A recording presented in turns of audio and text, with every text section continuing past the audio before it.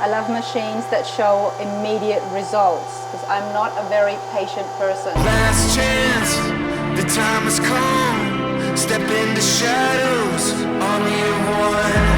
You got no savior, nowhere to run, but you're born to face it, and the war's begun. This gon' be madness, this gon' be madness. Not taking no chances, this gon' be madness. Walking through the ashes, I'm carrying matches. This gon' be madness, this gon' be madness.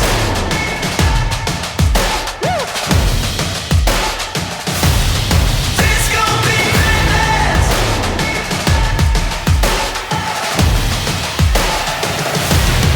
This gon' be madness. Let's get crazy, let's get crazy. Yeah, we like it. This gon' be madness. Let's get crazy, let's get crazy. All right, here at Traditional Metalcraft, I've made my way to Delaware. There's Cody Walls. How's it going, mate? Doing pretty good, Neil. Good. Thanks for allowing me to crash. Yeah, no problem. You never know where I'm at, right? No, not at all. Now, Cody, very well known name, cover on so many different magazines, the 49 Buick. I mean, if you don't know it, it's just, you're not in the car world. That gold Buick has just been engraved in my mind. I love it. I absolutely love it. Beautiful build, but that's not the only one you have done. And there's a lot happening behind us. Yeah, this is where the magic happens. So, All right, we're going to have a look and give everybody the nice tour here. But before all that, tell me a little bit about yourself, Cody. How did all this start? this is actually what I wanted to do all my life. As a young age, I just wanted to build cars. So, started in high school. I actually bought my first car at 14. It was a 64 Impala. I went to Votech and restored the car there. I actually skipped a lot of regular classes to go out in the shop and work on my car. And then I won a scholarship to Wyotech and went to Wyotech, and then straight out of Wyotech I started in hot rod shops. So yeah, been doing it ever since. And it hasn't stopped. Now the obsession has not stopped. And it's only grown, and the skills have only grown as well. Oh, thank you. Before we look at the shop, how could we ignore the Chevy behind me? Talk to me. What have you got here? So this is a 35 Chevy. 35. 35. Yes, I built it about 7-8 years ago for a guy named Dave Thomas. Funny thing is, he owns a Dairy Queen, not Wendy's. But he actually has owned this car for 40 years. Him and his wife went on their first date in the car. 3-window coupe. Now this has been on the cover of a magazine, I have seen. Yes, it was on the cover of the Roadster Journal about 7 years ago in bare metal, which is kind of hard for magazine companies to do. A lot of them show finished cars, but to show a car in raw, you can't hide anything. So, but yes, when it came to me, I was just supposed to chop the top, and it had been chopped at one time, but it was so bad that I needed to chop it even further. So I think it's about 4.5-inch chop. Originally, all the inner structure of the car is wood on these, so I took all the wood out, made a steel inner structure for everything. Wow. What else? Did all the metal work, the body work. What was wrong with the chop? It was, the chop was done very poorly, and there was no way to save it, so the best way to save it was to actually chop it even more. And then I angled the A-pillar back. I was going to say, it's a bit of a slant happening, Yep, isn't it? Yep, and then also I filled the roof. Originally the roofs on these were canvas in the center, so I filled the roof. What I was saying was originally these had wood inner structures, took all the inner structure out, made it all out of steel, changed the whole back end, made a new trunk lid from scratch. You know, there is so much work here, Cody, from what I'm understanding, and to think of this being on the cover in bare metal. Obviously your work is right up there, because to show something in absolutely bare metal is really like, it's hard to not show the flaws. Yeah, you can't hide anything. So there was no flaws, especially in bare metal, and with that much work done. Wow, let's come around here. Now, you were telling me you had to make a whole new trunk lid for it. Yep, made a whole new trunk. Originally, the trunk was actually wider and shorter. So what I did was I shortened it and lengthened it just to give the proportions what it needed to do. I made this gas cap from scratch. Did that all on the lathe and mill, and then had it laser etched for General Motors. As well as the taillights, I hand formed all these from scratch and made the bezels. And the lights are out of a 53 Austin Healey. This whole pan I made from scratch, reshaped all that. The license plate is a Pennsylvania license plate that I cut down and kind of made it like a European size. And then he had the number 374, so just changed all that and then body worked it. All these changes, all this custom work has happened right here in this shop. Actually, it started at my old shop. At old shop, okay. Yeah. Now we're talking. So how long have you been here? Been here for 5 years. For 5 years. Yep. Okay. So. But nonetheless, the same person and the same equipment as Yes. Hotrod, Yep. the same hands, I should say. So.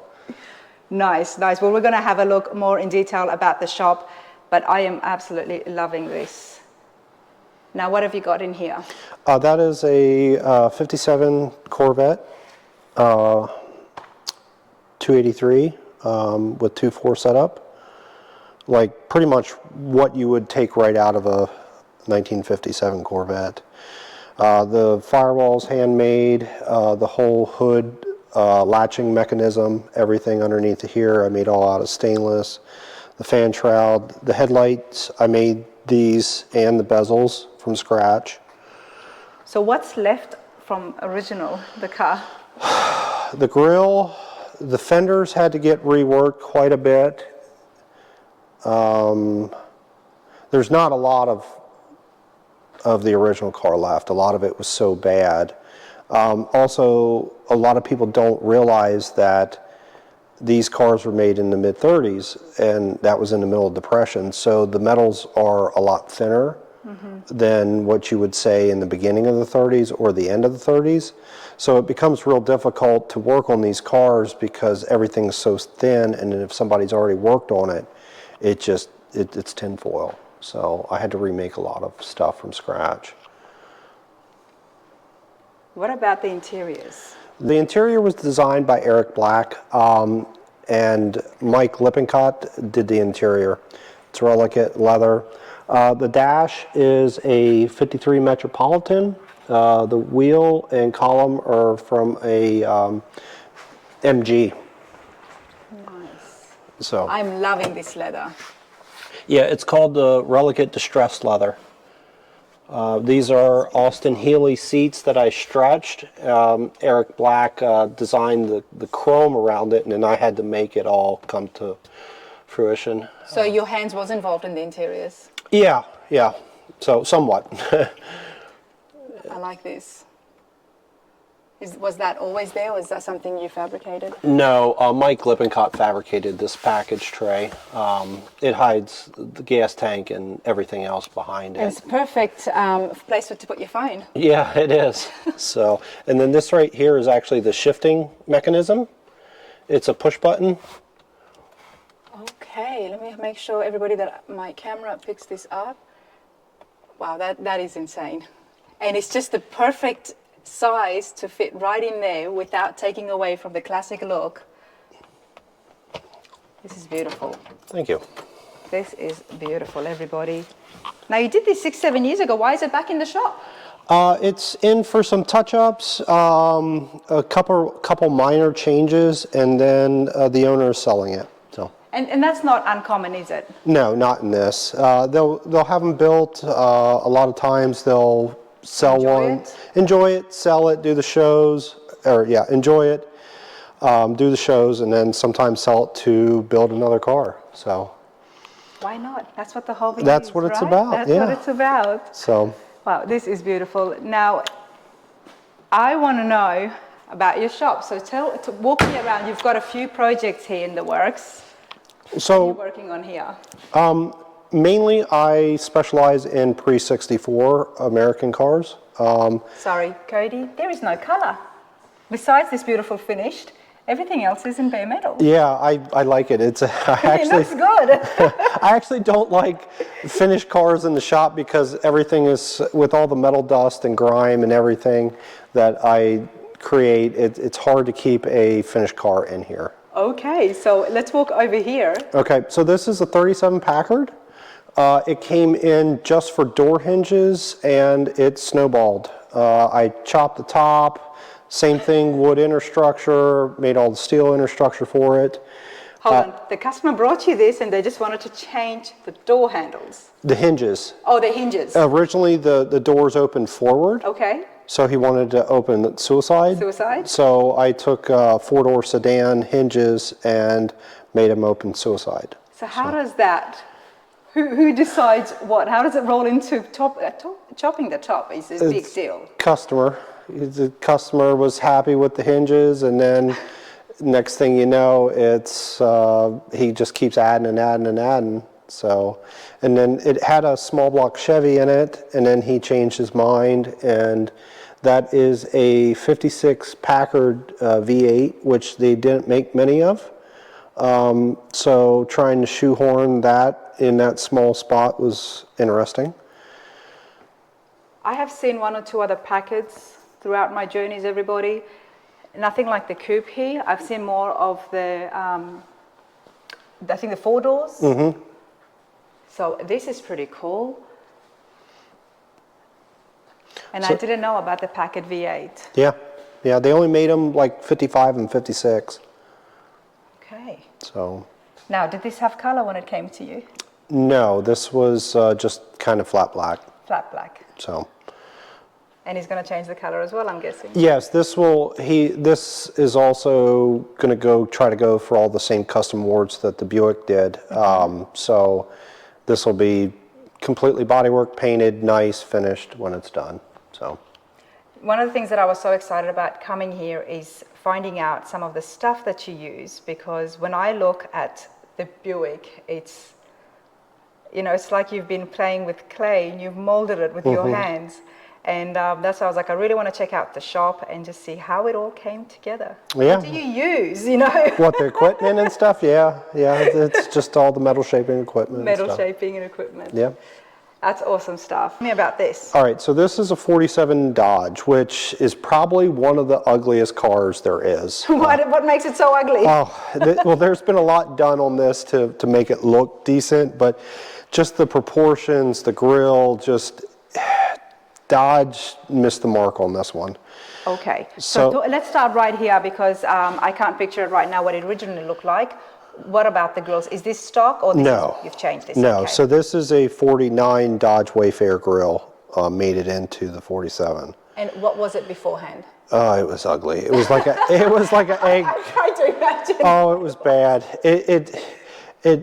I can't even explain it. Like it looked like it was smiling. It was that bad. I'm going to have to get a picture I'll on send, the screen for you guys and for my own curiosity as well. Yes, I'll send you a picture. But even the stock grill just looked like an egg crate. It was just square and just ugly. So this was brought to me from a customer, and it was at a bunch of different shops, and nobody really got any further along on it. And then the customer brought it to me, and then I didn't know what to do with it. So I went to Eric and I said, look, I have no idea what I'm doing, what direction to go with this thing, because it is so ugly. And he took a couple days, and then he finally got back to me and says, I got it. And he did his magic, and then I've been working on it for years now. So. Well, Cody, you have to talk to me and tell me, what have you done here? Okay, so other than the grill, I had to reshape the whole side this profile. This is looking pretty cool. Yeah, had to reshape the whole side profile. Originally, this had a flip-up two-piece hood. Okay. And then it had a front piece that was stationary. So I'm in the process of making it a one-piece open hood from the back with using 57 Chevy billet hinges. The motor is a new 6.1 Hemi with stack injection. And then, of course, the firewall, all the bead detail and stuff I did on the car. The firewall is beautiful, everybody. Can we just have a moment and look at this? It's just pure artwork, Cody. I won't ask you how you did it. I cut out wooden forms and then ran it through the Pullmax machine and pressed it all out. The Pullmax machine, so something like that, you wouldn't use bead rolling on it? No, a bead roller can't get that, the depth of the bead, and then also running the beads in together. You can't do that on a regular bead roller. And you've got your Pullmax machine here? Yeah. I do want to see that and see how it would work, everybody, because that's beautiful. Okay, what else have you done here? Well, the top has been pancaked. The whole back of the car has been reshaped. Floors, it's on an Art Morrison chassis. Sorry, there's stuff everywhere. That's all right. Cody, your shop is awesome. Look at all these projects that, you know, just screams of your work and skills. It's fine if it's dusty. Now, was this stock or is this your work here? A lot of the door was stock, but it had a huge caved-in piece here, and it was rusted out. So, of course, I had to reshape this. Originally, the fender actually overlapped because the door goes inside. So I had to reshape, and I'm still working on getting all this to form and flow together. So, and there's still a lot yet to be done on this car. So, also the back of the roof stopped about here. It was this was called a business coupe, so I had to actually stretch the roof to get the proportions right. So when it comes to, I mean, a tip that you can help other people who are starting out in the industry, working with metal, and especially when you're doing a whole car that requires so much changes, where do you start? Where do you start? Yeah. Which part of the car do you start from? I mean, you've touched the roof here, you've touched the back, you've touched the door, the grille, the hood. Well, first off is you have to start with a solid foundation, the frame, and then you have to have the body sitting on the frame that it's going to be used. It has to have all the correct mounts, so that and actually what rubber mounts, or if it's getting solid, that has to be done first, because that will dictate and change how the car sits and it aligns. So that all has to get lined up first. After that, sky's the limit. If you want to change the proportions on the roof or on or out of the center of the car, it all depends on where you want to go with it. But also, starting with a good car is key. A lot of times people think that you can just start with a cheap car and then just get into it, and actually find the best car you can get. And then that way you're not spending a lot of time on rust repair. You're spending more time on actually being able to modify and change. That is key, isn't it? Finding a good car. Yeah. Because like you said, a lot of people would think, well, I'm going to spend so much money Yeah. on making this customizing it and making all these other different modifications, but you'll end up hurting yourself more. Yeah. If you have to repair those panels that you're going to use. Correct. Okay, well, obviously I would have 1,000 questions and we can spend all day just looking at these for my own curiosity and knowledge, but let's check out what's behind us. Okay, so this is a 32 Roadster. This was started in 1970, even though the body is... Did you say 1970? Yes. Okay, go on. Yeah, this project was started in 1970. I think now I've come across. Not by Cody. No, There's Erin, Cody's wife, everybody. I think that's the longest project that I've now seen and heard about. yeah. Okay, talk to me the backstory of this. So the owner did start this in 1970, actually built the frame in a small dirt floor garage. I mean, it's an original 32 frame, but started boxing it and beefing it up. And it had another body on it, but it was bad, so they ended up putting a Brookville body on it. They channeled it, but did a poor job of it. They actually welded the floor to the outside of the body panel here.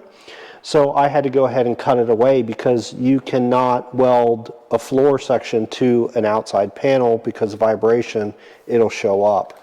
So can you tell me, sorry to break in, about channeling? I always hear different cuts. What is exactly channeling? Channeling is originally the body, which is here now, sat above the frame. So it was all about going faster and a lower streamlined effect. So what guys would do, especially here on the East Coast, because the floors were brought out on cars, they would cut out the rest of the floor and then actually drop the body down over the frame, and that is called channeling. But what would it sit on if it's over the frame? You would just end up then remake the floor at a higher spot. Okay. So this is considered a 6-inch channel because of where it was originally to now where it is now. So then what's the mid-wedge? A mid-wedge. Maybe, or a wedge. A wedge. Is that just from the roof being? You could do a wedge channel where you just bring the front down and leave the back up. Okay. You could do a wedge section. Wedge section, sorry. That's Okay, so a section is taking a section right out of the center of the body. Okay. Sometimes guys, what they'll do is start at 1 inch or 2 and nothing at the back, cut it and bring it together. So channeling involves a lot of the work where the body has somehow been shortened or brought down. It's brought down, yes. Down. So also I filled and molded the hinges to the body and then reshaped some details around here. This was a common thing done in the 50s that a lot of guys don't do anymore. The exposed hinges and the exposed hinges originally, but actually mold them in. It looks great. Is that mainly the purpose, or does it have... Aesthetics, on this it does nothing, but on Bonneville cars with the hinges in the back, it would just be streamlined for aerodynamics. Okay, so he started this and he did so much work to it. Yeah. What happened? Other projects, life, it just got put on the back burner and sat in the garage for years and nothing happened, and now he's in his 80s and wanted to get it done. So he brought it to me to fix a lot of things and straighten a lot of things out. And then it will go get body worked and painted somewhere else. And so this, And what engine has he got in here? This is a Dodge Hemi, an early Dodge Hemi. So with some really rare Edmunds racing speed equipment. So interesting. I've never seen one before. Everyone, an early Dodge Hemi. Yeah, like a, I don't know, 55, 56 Dodge Hemi. Okay. So. Wow. All right. Well, there's more stuff here, and you've got a rotisserie. Yes. Is that just called a rotisserie or rotisserie frame, or? What do you call that exactly? All right. All I've heard is guys say, well, I put it on the rotisserie, so. Okay. So what that is the car's the 32 Ford 3-window coupe, and this is a rotisserie, and usually you could just kind of bolt the rotisserie up to things, but what I'm doing is I'm actually working on the bottom, but also I'm going to body work and paint this one on the rotisserie. So I had to build this contraption around so that I could get in and paint everything and body work everything. Let's walk around this way because I can see your seat.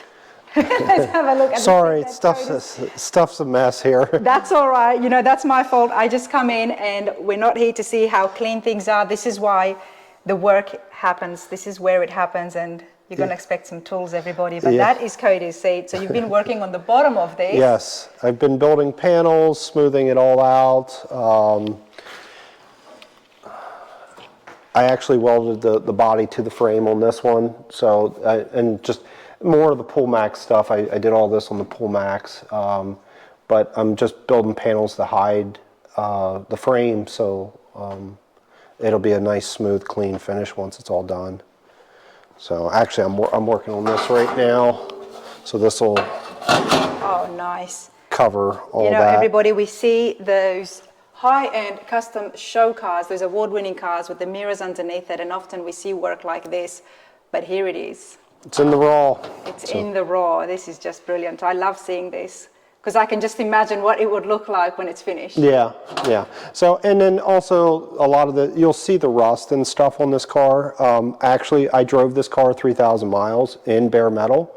So this is actually my own personal car. Okay. So that's why things are rusty and nasty underneath of it, because I actually drove it in the rain. It just, You really like your bare metal. so, but what I've found out is if you build it in bare metal and work out all the bugs and then take it apart and finish it, then all the hard work is done when you go to put it together, because everything's figured out.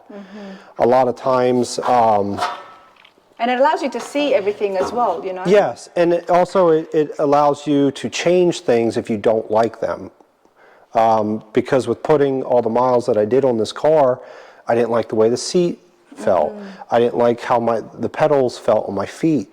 So I went back and just dialed in, and then also I didn't like how it rode. It rode too rough. So then I went back and dialed it in, changed things, changed the shocks, the way that they were mounted, just all that kind of stuff, and then just really dialed it in to a really nice running, driving, reliable car. And yes, it's in 1,000 pieces now, but when I go to put it back together, everything's figured out. It's already wired, it's already plumbed, it's yeah.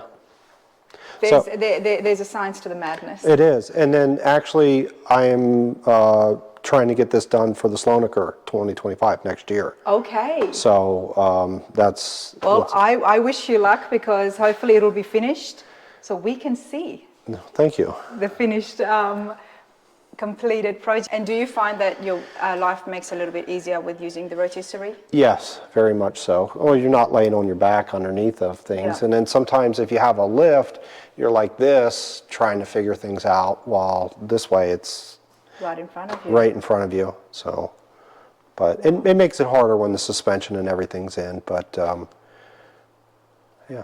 Okay.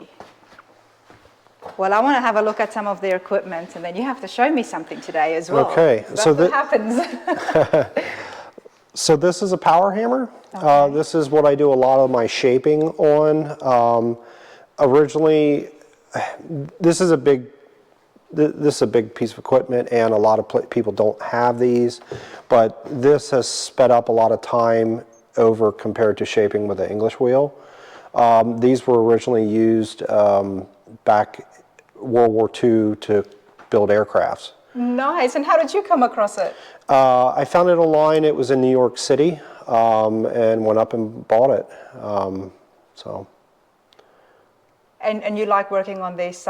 Is there a more modern version of this machine? There are certain companies that do make a modern version of it, but actually the older versions, especially the Pettingale, there's a guy that redid the Pettingale hammers. Not redid them, but just took them and then has been making new ones. Those are like top of the line.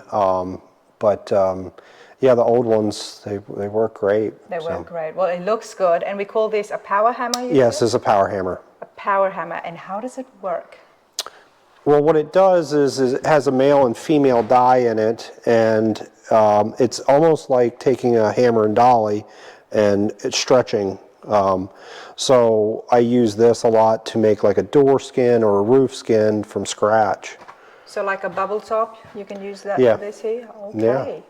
So. Well, let's see it in action. Okay, I gotta turn it on and. But I want to get my hands on this, everybody, so I definitely want to give it a go. Okay. All right. All right. Erin is here, so she's made sure that I've got my protection on. Cody's given me some gloves, and yep, that's there. I can't hear too much stuff, but I am excited. Hopefully I can hear Cody telling me what I need to do. Hold on, I'll tell you here. Okay, do you want me to show you first? And Absolutely, you have to show me Okay. first. So what we're going to do is we're going to add some crown to this panel. Okay.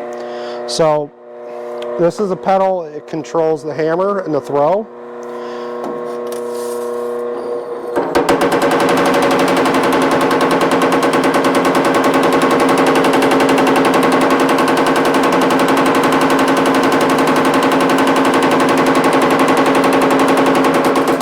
We're going to start building the center and then working our way out. Okay. So you want to give it a try? I do, but what did that do? So what it'll do is it's very minute. Let me get a straight edge here.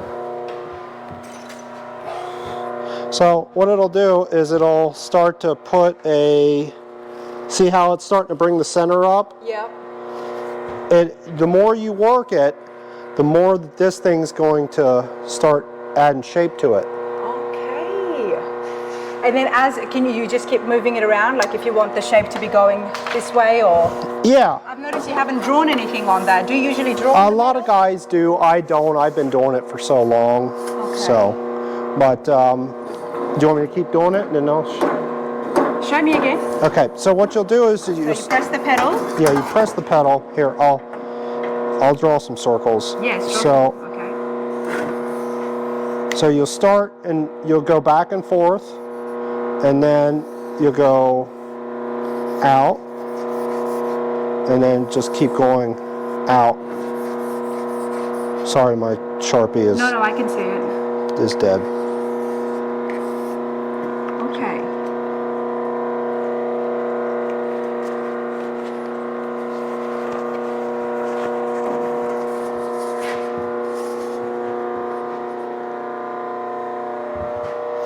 You're gonna have to hold it tight because it'll. Okay.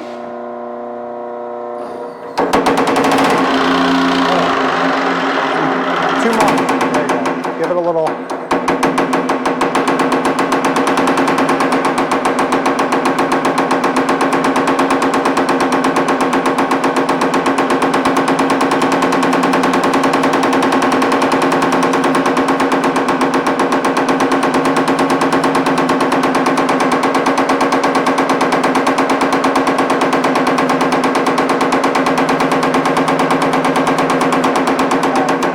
Go from here and do this outer circle. Okay. So then All right, go ahead. Move this.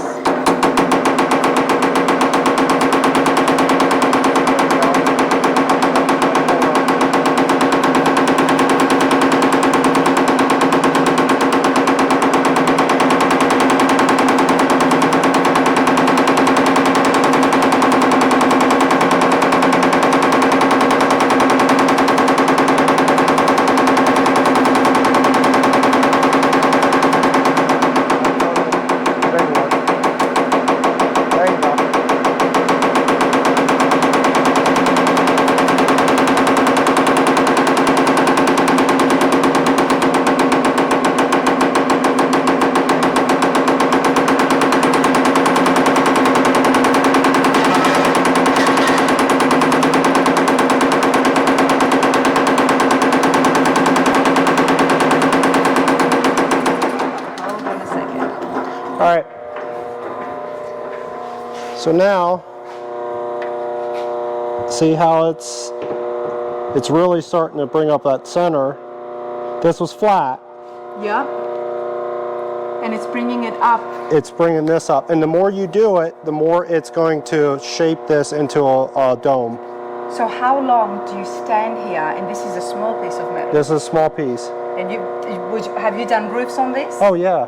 So how long have you stood here to get the shape that you wanted? Depends on how much crown it needs. Little ones could take a couple hours, but I mean, ones with large shapes could take 6-8 hours. This is such strenuous exercise because you are just standing there. You're standing. And you would have a bigger piece as well. Big panel is a big workout because you're rotating and you got to keep it on the same plane. Wow. And any little mess up will put a dent in it. I thought it would be a lot more of a, like you would see the results immediately, like as soon as the hammer hits you can actually see it, but that's not going to get the result that you want. Well, You need it to be. Oh yeah, you want to go at it slow. You don't want to go at it too fast because then you could really. So was I moving too fast? No, you were fine. Okay. So, but No, you're be just honest. beginning. Is it better to start to do it slowly? Yeah, a little bit. Yeah, you're just getting the feel of it. I could probably make this really shaped in probably about 5 minutes, just because I know what to do and been doing. Do it. I want to see it. You want to see it? All I right. want to see it. Everybody, so one thing that you do have to check out is Traditional Metalcraft on Instagram, because Cody does awesome reels where we get to see you do the work. Oh, thank you. So do check that out, because I do watch them. All right, I do want to see this. Let me get this out of the way. Ready? Yeah.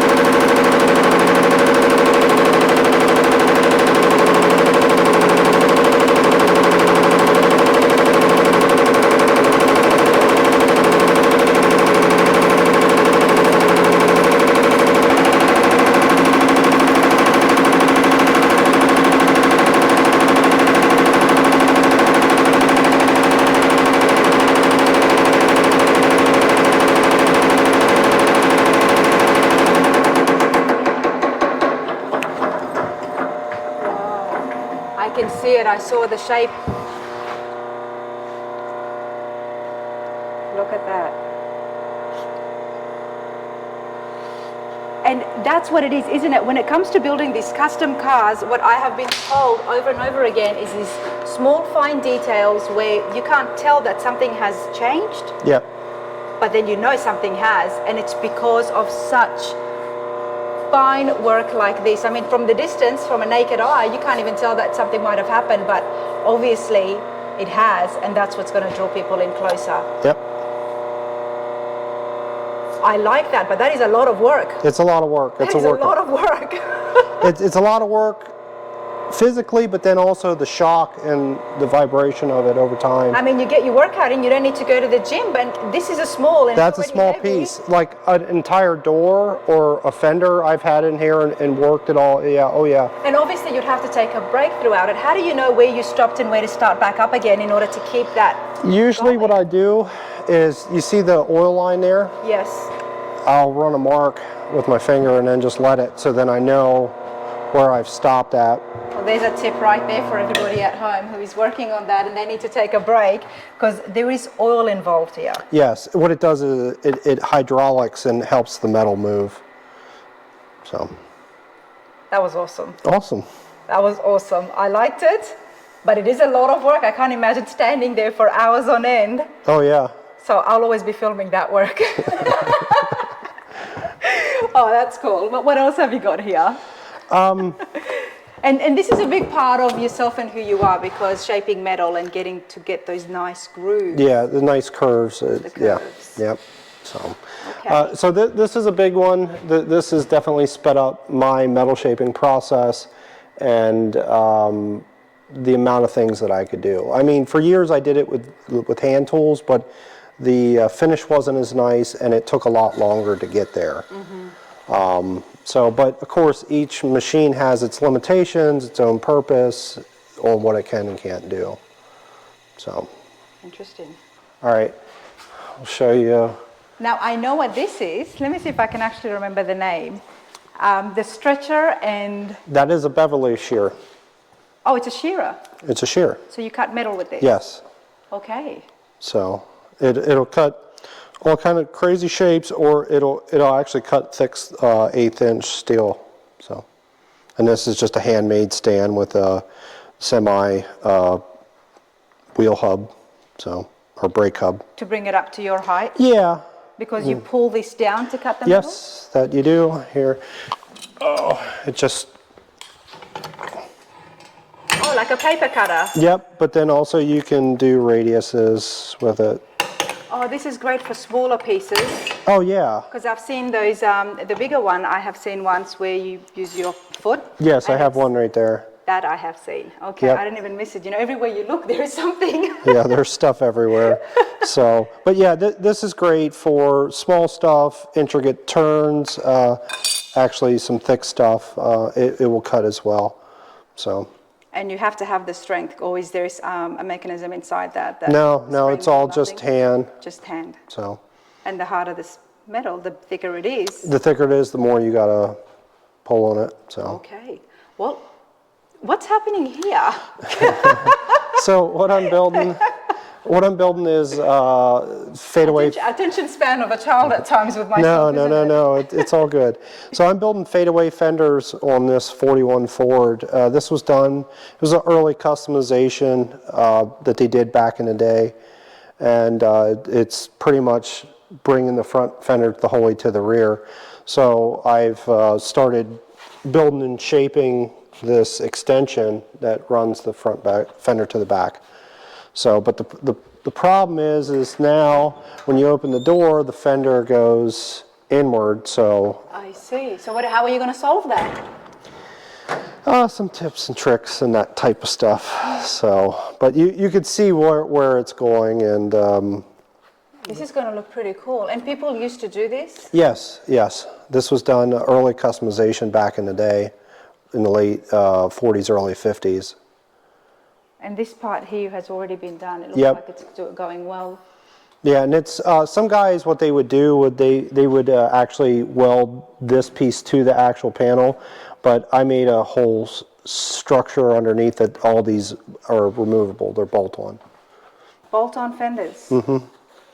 So if the time comes and the person wants to make this back into stock, Yes. they'll be able to do that. Yes. So. Okay. So. Very interesting. I've never seen that, and I love seeing it right here in bare metal as it's getting done. You know, I would just say, you just have to just cut this off, and that's all there is to it, isn't it? There's a lot more, obviously.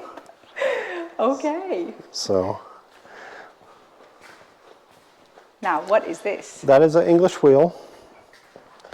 Because you can curve things with this as well. You can. It's a much slower process. Large panels, you need two people to do it, unlike the power hammer where you only need one. Okay. This is a slower process. This machine, I like it and I don't like it. It's too slow for me. I like to get things done. But this one you can also form curves, and depending on the dies, there's a lot of things that you could do with this machine as well. Can we just put it out there that, Cody, you are working on all of these cars yourself, the 49 Buick as well as the Chevy Coupe we just saw as well. Everything is done by yourself. Of course, Erin is here as well to give you those extra pair of hands when you need it to move things around. So, on my own personal projects, I do body and paint, but customer stuff I get help with. And because there's no paint booth here, I noticed. No. Yeah. So, and I don't want to do paint anymore, really. Well, you know, we can't expect you to do it all. I mean, you think the entire car, there's no help here either. So. No. So, and I don't do interior work here either. I mainly just specialize in metal shaping, a lot of chops, section, channels, that type of thing. So. But you pull the car apart yourself, you put it back together as well for as many times that's needed. So, I mean, that's insane. But again, well done. It just speaks of yourself and being able to do that. Thank you. Okay. So that's the English wheel. For some reason, I thought this would be faster than the power hammer. Because, you know, you just put it through here and you can see the curve immediately. You can, but then also you could really mess something up and it'd take a lot longer to fix it. Okay. With that, if you have a low spot, you can actually just knock the low spot out, if that makes sense. This is a lot harder to do that with. And then also, with two people, if the people aren't in sync, you could put a wave in a panel or mess it up. So you almost have to have somebody directing and somebody just being a dummy, just holding. Just holding it. So it's a whole process. So. Okay. So, and this is a louver press. Oh, I like this. Now, I have seen this online. I've seen videos of it.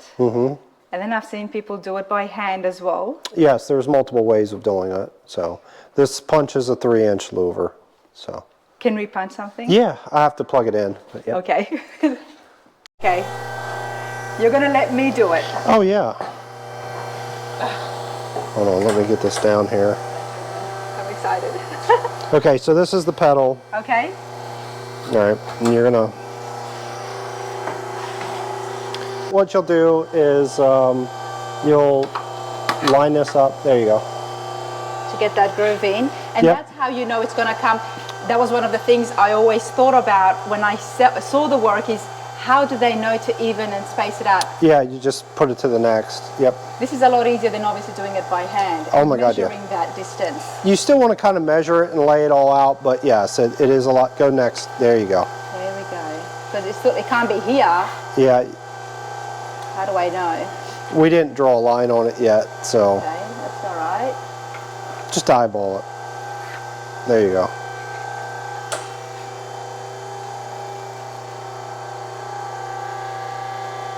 I love machines that show immediate results because I'm not a very patient person.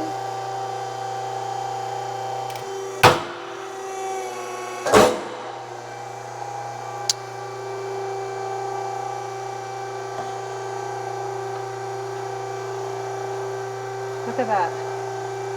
See, this I can see. With the power hammer, I'm like, okay, you really have to look for it, but that is pretty cool. Can I do one more? Yeah, go for it.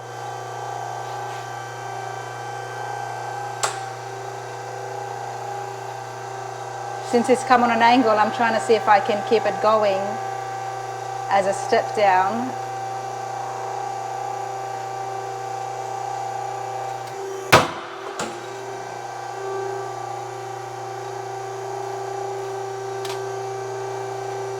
I'm happy with that. And this is only 3. I mean, I've counted once on a car where they had 500 and something of louvers on it. Yeah, the amount of time to do it and lay it all out so Right. that it's all perfect, yeah. You know, I'll let you shut the machine off, and this is why I come to the shop, so people at home can see the amount of work that goes into building, and I'm going to try and keep this with me, Yeah. that goes into building and fabricating these beautiful show cars, award-winning cars, you know. It's, man, honestly, utmost respect. Well, thank you.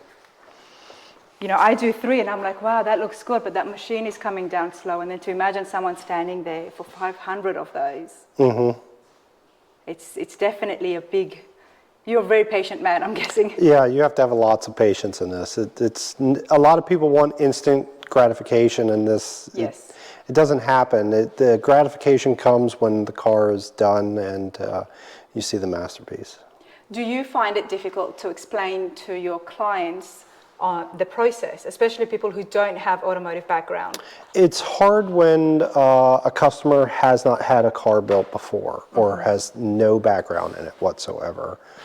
Trying to explain the whole process. It's a very long, drawn out, and expensive process, especially because of parts and labor rate nowadays. It's expensive. Yes, it is, isn't it? And you rely on people who are repeat clients, where they know you, they know the work, and they know what's involved. Yes, for the most part, yes, are repeat customers, and then sometimes I get new ones in, but then it's all training them. Yeah. The whole process, and the big thing is people think when the car's done, it's perfect, and like running, driving, everything works, and no, there's a whole shakedown period. There's bugs that you have to work through. It can be very stressful. What does your process involve once that you have done all the work and the car, everything is on it? What is one of the things that you do to make sure that things are running and driving perfectly? Just put a lot of miles on it. I'd like to at least put a couple hundred miles on the car before the customer actually gets it. So Okay. actually I like to build it in bare metal and work out all the bugs, and then you have a lot less of that when it's done. So, because the worst thing is to have a car finished and you're not sure what bugs it's going to have, and then you're going to come across something because you're building the car from pretty much scratch again. Then have to tear back apart a painted car Exactly. It's a lot harder to take a car apart once it's done than, Especially once it's painted. yes, because then you're gonna scratch it somehow. You're gonna scratch it. Absolutely. And that does happen, doesn't it? It does. sometimes? Oh, it does. It does happen. Oh man, this has been awesome. Honestly, I so appreciate it. Now, Cody, what is next for you? Where are we going to see traditional Metalcraft at the shows next? The Gold Buick will be at York, NSRA, and Dover Good Guys, and then we're done for the year for shows. We did 13 national shows last year, which was a lot. That was a big year. It was a big year. And then hit hard next year with the 32 going to Slonaker, and probably quite a bit of those shows we went to last year. So. Wow, beautiful cars. You know, these are on the front cover of magazines. I'm never going to get those terms right in a sentence, but the man himself, right here by yourself doing this beautiful. I love it. I absolutely love the skills the metal work, the curves, everything that happens. Traditional Metalcraft. Cody, you've been awesome. Well, thank you. Thank you so much. You're welcome.